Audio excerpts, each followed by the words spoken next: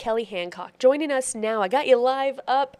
All right, Kelly, I know this is a position, comptroller for you. You were actually um, sworn in back in July to this position. Yeah. Not too long of a time to be handling this role. Was this something that you originally wanted before you were sworn in, or was this something that you were like, you know what, I'm interested in it. Let's see what happens. Well, we had those discussions, Governor Abbott and myself. Glenn Hager, as you know, was the comptroller, became Chancellor of Texas A&M on July 1. And so, the governor did ask me, hey, is this something you're interested in? Is this something that you could do? I am a business owner, started a business from scratch in '04 and built that business up over the last 20 years. But we were in a position that I could make that transition. And so, fortunately, the governor asked me if I would move over and run the comptroller's office starting July 1, and has endorsed our campaign and supportive of it. So yeah, we're actually the only ones that actually have hands-on experience over the last 7 months in this race. I want to talk about your background before we kind of dive more into what you've seen so far in Yeah. this position. So you talked about how you came up in business.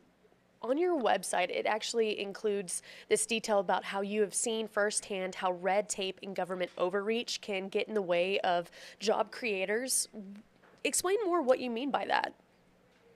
Well, I mean, I grew up. Yeah, my dad was a business owner. He was actually born out there in Wright City. If even people in East Texas may not know where Wright City is, my folks, my mom was a rangerette. My dad was the drum major there in Kilgore, and moved to came to North Texas to finish up, and ended up working here, and I was a businessman, and so. Yeah, I worked for a large corporation, and then I went from that to starting my own business and running the own business. Um, and and then serving. I've served for almost 30 years now, or I guess a little over 30 years, from my very first days after we had our first child to being on a local school board.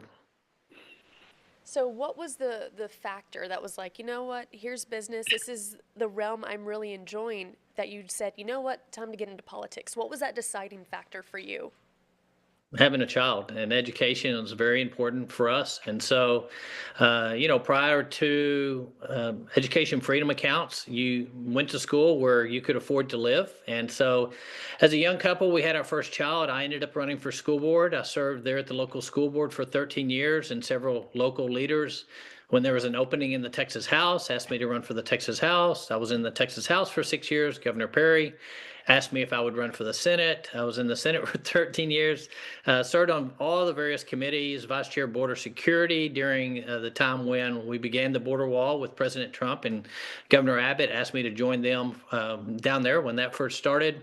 Served on finance, the only one that served on finance for 10 years, which is the budget writing committee, and then was selected by Lieutenant Governor Patrick to serve on that select committee, what's called the Legislative Budget Board. And I chaired Business and Commerce, which is where all those regulations, and along with the comptroller's office, the governor's also asked me to serve on the Texas Doge committee. And so we have a lot going on, and been busy literally from the time we had our first child. And I know you had mentioned you've been in politics for some time, over a decade. Walk me through how just this specific position, you were again you were brought in July. You've been running this system or running this position since then. What have you learned? And what was maybe a misconception that you thought going in that this was going to be an issue or this was going to be something that you needed to handle? And now that you're in it, what is that issue now? Or just, outside looking in, what have you learned? Yeah, so that is a big state. We've been all over the state. I think we've had 4 different trips out to East Texas, which I love, heading back out to the Piney Woods. That's where my grandparents were from, Henderson. And so, it reminded me of those days as a young person heading out that direction. But we've traveled all over the state, and it is a huge state. And this is a large job, and it's good to have that experience. And the thing that surprises me the most is how much I really love the job, and it really intersects my business experience with my legislative experience, which I'm the only candidate that has both of those things. Plus, obviously, a very good working relationship with Governor Abbott. Now let's talk about your platform. You have several listed on your website, and I want to go through that just to hear more. You brought up Governor Greg Abbott. You say that you've worked with him to ensure Texas is reimbursed for its spending on border security. How does that state go about getting reimbursed, or how does the state do that? Yeah, so I started in the Senate as chair of Veteran Affairs and Border Security, where we spent Operation Lone Star, which I supported and helped get the funding. We spent billions of Texas taxpayer dollars doing the job of the Biden administration when they weren't doing their job as the federal government, where we saw immigration spike to huge levels. Since that time, I've been in the down that direction and border. Several times, and the numbers are just dramatically different. It's just totally different down those who live in those areas. Well, in the great big beautiful bill, they provided $11 billion. And so we're working, they haven't determined exactly how we're going to get those funds back, when we're going to get those funds back. So we're working with the Trump administration to monitor that, because one of the main things we do is that revenue estimate, and that's a sizable piece of revenue that it'd be nice to know when we're actually getting that rather than just hearing about it. Now to the next big portion. I wanted to talk about this. Last October, you suspended the state's historically underutilized business program. Many of Yep. us know that as HUB. You called it a basically a DEI in state government contracting. Explain your stance on that a little bit more. Yeah, well, if you look at the statute, it basically lists several races. It doesn't list all race. It divides us as a country. It divides us as a state based on those races and then based on gender. And we were being sued over the program. In higher education, in the education areas, the courts have already ruled that DEI-based, race and gender-based opportunities, and these were opportunities for contracts or procurement, were not constitutional. And so rather than fight something that had already been deemed in the higher education area as unconstitutional, we resolved that issue by treating everyone equal, having no discrimination whatsoever, and focusing the program on those disabled veterans, which was part of the was added by Republicans several years ago as part of the program. And so what we wanted to do is make sure that we took care of our veterans and we didn't have anything that was discriminatory. And so we don't want to make assumptions about somebody's financial capabilities simply based on race or gender. Now, I wanted to hear your perspective on this situation. So last October, or excuse me, let's see here, in an interview with the Texas Tribune, this was last December, Democratic State Senator Royce West of Dallas said that the program helped give meaningful participation for procurement opportunities to minority-owned businesses, that the program helped correct historical discrimination within the government. How do you respond to that argument? How do you feel about that Royce's statement regarding this? Well, the legislation, the statute is it's race and gender based. I mean, literally in the statute, it lists races and it doesn't list them all. And so I thought it was very important. We're responsible for taxpayer dollars as that chief financial officer, that really our focus shouldn't be on races or gender. It should be on best value. And so in our office, we set that standard for the rest of the agencies, and they can do whatever their heads decide to do. But what we want to do is make sure we're getting best value for every contract, every procurement that's coming out of our office, and not making those judgments based simply on someone's race. And so we've kind of moved in that direction and feel like that's what taxpayers want, is they want the best value they can get for their tax dollars. And that's what we're dealing with. We're dealing with your money because government has no money. Now, you are also in charge as comptroller of implementing the Texas Education Freedom Accounts. Explain why you support school vouchers. Yeah, so I've always been supportive that, because as a father, but even now as a grandfather, with we've got our seventh child coming in March, our eighth grandchild coming in August. It's important for parents to have freedom to choose the education that's best for their child. I mean, we have six running around. They were running around our house just yesterday, and they're all different, and they all have different learning styles. And so one size does not fit all in education. And while I'm very supportive of public education, I served in that capacity as a trustee. My kids graduated from public education, and again, was on the local school board 13 years, and understand that.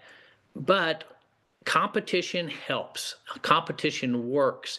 And education freedom, giving families, and I've been across the country, some very low income families, some very wonderful schools, very loving schools that are operating in very low income areas. And we're seeing that with those schools, over 1,800 now, that have applied for these education freedom accounts, and over 75,000 families for the first time in the state of Texas taking advantage of the largest and most successful school choice program in the nation. You also mentioned a few of the panels that you're involved with. I want to go to a specific panel, the Texas Regulatory Efficiency Office Advisory Panel. What has this panel accomplished so far? So this is much like what you see with the Trump administration when they were looking at Doge. And so the nickname for this, I think what most people, as opposed to TRIO, which are the initials for the what you just stated, is Texas Doge. And so I was appointed for that. We've had our third meeting. We're using, fortunately, a lot of the people involved in Trump's Doge efforts are Texans. And so we're able to work with them already and utilize a lot that the federal government, from a software standpoint, from utilizing AI. And there's 5 of us that are there. I happen to be the only one that's in an agency currently, but with that business background.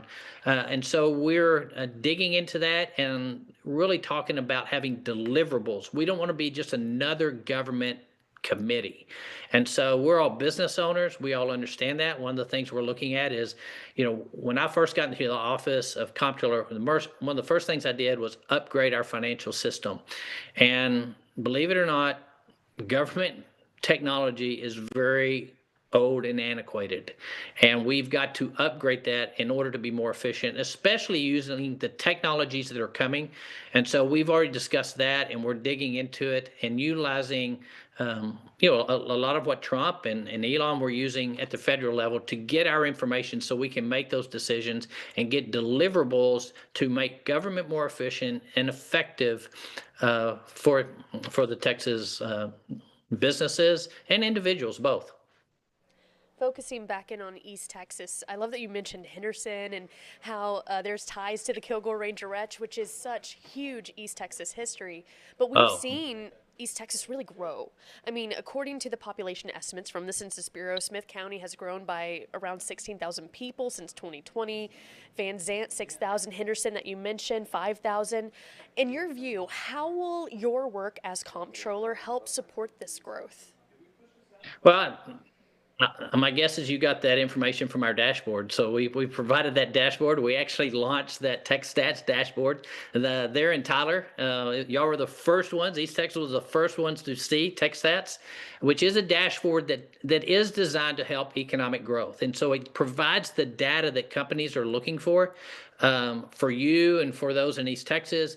One of the big things we did, I was involved in broadband deployment. When I was chair of business and commerce there in the Senate. And now we get to implement that, where we were providing grants to rural Texas, along with grants to rural law enforcement.